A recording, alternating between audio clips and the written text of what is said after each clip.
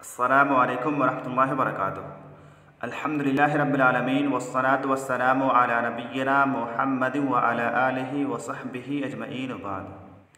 طلباء عزیز، ہم لوگ اس کتاب میں پڑھ رہے تھے کہ شیر بیل کی آواز سن کر کے ڈر گیا تھا، خوف زدہ ہو گیا تھا، جس کی وجہ سے وہ اپنی جگہ پر چپ چاپ پڑا رہتا تھا۔ وہاں سے وہ نہ تو بالکل ہٹتا تھا اور نہ ہی کسی طرح کی چستی پھرتی کا مظاہرہ کرتا تھا، بلکہ یہاں تک کہ اس کا کھانا بھی اس کے لشکر کے ہاتھوں پہنچایا جاتا تھا۔ اس کے بعد آگے کہا جا رہا ہے کہ وَكَانَ فِي مَن مَّعَهُ مِنَ السِّبَاعِ ابْنَ آوَى يُقَالُ لِأَحَدِهِمَا كَلِيلَةُ وَالْآخَرِ دِمْنَةُ وَكَانَا ذَوَيْ دَهَاءٍ وَعِلْمٍ وَأَدَبٍ فقال دمنة لأخيه كليلة يا أخي ما شأن الأسد مقيما مكانه لا يبرح ولا ينشط قال له كليلة ما شأنك أنت والمسألة عن هذا نحن على باب ملكنا آخذين بما أحب وتاركين ما يكره ولسنا من أهل المرتبة التي يتناول أهلها كلام الملوك والنظر في أمورهم۔ کیا بیان کیا جا رہا ہے، کیا کہا جا رہا ہے کہ وَكَانَ فِي مَن مَّعَهُ مِنَ السِّبَاعِ، کہ ان درندوں میں سے جو کہ اس کے ساتھ تھے، یعنی اس شیر کے ساتھ تھے، ابن آوا، دو گیدڑ، یعنی اس جھاڑی میں جو اس شیر کے ساتھ بہت سارے درندے تھے، انہی درندوں میں سے دو گیدڑ بھی تھے، دو سیار بھی تھے۔ یقال لأحدہما کلیلۃ والآخر دمنۃ، ان میں سے ایک کو کہا جاتا تھا، ایک گیدڑ کو، ایک سیار کو کہا جاتا تھا کلیلۃ، کلیلہ، والآخر، اور ان میں سے دوسرے کو کہا جاتا تھا دمنۃ، دمنہ، یعنی ان دونوں گیدڑوں میں سے ایک گیدڑ کا نام کلیلہ تھا اور دوسرے کا نام کیا تھا، دمنہ تھا۔ اور انہی دونوں کے نام کی مناسبت سے اس کتاب کا نام جو کہ آپ پڑھ رہے ہیں، کیا نام ہے؟ کلیلہ و دمنہ، یعنی کلیلہ اور دمنہ ہے۔ تو وَكَانَ فِي مَن مَّعَهُ مِنَ السِّبَاعِ، اور ان درندوں میں سے جو کہ اس کے ساتھ تھے، یعنی اس شیر کے ساتھ تھے، ابن آوا، دو گیدڑ تھے، دو سیار تھے۔ یقال لأحدہما کلیلۃ، ان میں سے ایک کو کلیلہ کہا جاتا تھا، والآخر، اور ان میں سے دوسرے کو دمنۃ، دمنہ کہا جاتا تھا۔ ان میں سے ایک کا نام کلیلہ تھا اور دوسرے کا نام دمنہ تھا۔ وَكَانَا ذَوَيْ دَهَاءٍ وَعِلْمٍ وَأَدَبٍ، اور وہ دونوں کیسے تھے؟ وَكَانَا ذَوَيْ دَهَاءٍ، دہاء کا معنی ہے ہوشیاری، چالاکی، اور ذوی یہ ذو کی تثنیہ ہے۔ ذو کا معنی والا ہوتا ہے، اور یہاں پر چونکہ یہ تثنیہ ہے اور حالت نسب میں ہے، کانا کی خبر ہونے کی وجہ سے، اسی لیے اس کو حالت نسب میں یاء کے ساتھ ذوی پڑھا جا رہا ہے۔ یاء ماقبل مفتوح کے ساتھ اعراب دیا جا رہا ہے، اور اس کے نون کو، نون تثنیہ کو گرا دیا گیا ہے کیونکہ یہ مضاف ہے، دہا کی طرف اس کی اضافت کی جا رہی ہے۔ تو وَكَانَا ذَوَيْ دَهَاءٍ، اور وہ دونوں یعنی کلیلہ اور دمنہ کیسے تھے؟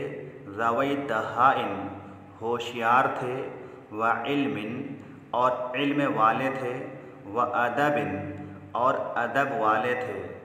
یعنی یہ دونوں گیدڑ، یہ دونوں سیار، کلیلہ اور دمنہ، ایک تو ہوشیار تھے، چالاک تھے، مزید یہ کہ علم والے بھی تھے اور ادب والے بھی تھے۔ صرف ہوشیار ہی نہیں تھے بلکہ جانکار بھی تھے، علم والے بھی تھے۔ فقال دمنة لأخيه كليلة، پس دمنہ نے کہا اپنے بھائی کلیلہ سے، یہ کلمہ یعنی کلیلہ اخ سے بدل ہے، اسی لیے حالت جر میں ہے، لیکن چونکہ یہ غیر منصرف ہے۔ غیر منصرف کے دو اسباب کون کون سے ہیں؟ ایک تو تانیث ہے، اس کے آخر میں گول تا ہے، اور دوسرا سبب علم ہے، اسی لیے اس کو حالت جر میں فتحہ دیا جا رہا ہے، زبر دیا جا رہا ہے، کلیلہ پڑھا جا رہا ہے۔ تو فقال دمنۃ، پس دمنہ نے کہا، لأخیہ کلیلہ، اپنے بھائی کلیلہ سے، یا اخی، اے میرے بھائی، ما شأن الاسد، شأن کا معنی حالت، حیثیت، معاملہ، اسی طرح سے مقام و مرتبہ، اس کی جمع شؤون آتی ہے۔ تو ما شأن الاسد، شیر کی حالت کیا ہے، شیر کا معاملہ کیا ہے، شیر کو کیا ہو گیا ہے، مقیما مکانہ، کہ وہ اپنی جگہ پر مقیم ہے، ٹھہرا ہوا ہے، اپنی جگہ پر پڑا رہتا ہے۔ اس عبارت میں مقیماً کا لفظ منصوب ہے حال واقع ہونے کی بنا پر، اور اس کا ذوالحال کیا ہے، الاسد کا لفظ ہے، اسی سے حال واقع ہے۔ تو ما شأن الاسد، شیر کو کیا ہو گیا ہے، مقیما مکانہ، وہ اپنی جگہ پر پڑا رہتا ہے، اپنی جگہ پر ٹھہرا ہوا ہی رہتا ہے، لا یبرح، نہ تو وہ ہٹتا ہے، ولا ینشط، اور نہ ہی چستی پھرتی دکھاتا ہے۔ قال لہ کلیلۃ، تو اس سے کلیلہ نے کہا، اس کے بھائی کلیلہ نے کہا، ما شأنک انت والمسألۃ عن ھذا، ما شأنک، تمہیں کیا ہو گیا ہے، تمہارا معاملہ کیا ہے، انت، یہ تاکید کے لیے ہے، ما شأنک انت، تمہیں کیا ہو گیا ہے، تمہارا کیا معاملہ ہے، والمسألۃ عن ھذا، تمہیں اس کے بارے میں سوال کرنے کی کیا ضرورت ہے، تم اس بارے میں سوال کیوں کر رہے ہو، اس کے بارے میں تمہیں سوال کرنے کی کیا ضرورت پیش آئی ہے۔ یہاں پر اس عبارت میں المسألۃ کا لفظ منصوب ہے، کیونکہ یہ مفعول معہ ہے، یہ جو واو ہے یہ مع کے معنی میں ہے، یہ واو معیت کے معنی میں ہے، ساتھ کے معنی میں ہے، اسی لیے یہ کلمہ یعنی المسألۃ یہاں پر مفعول معہ ہے۔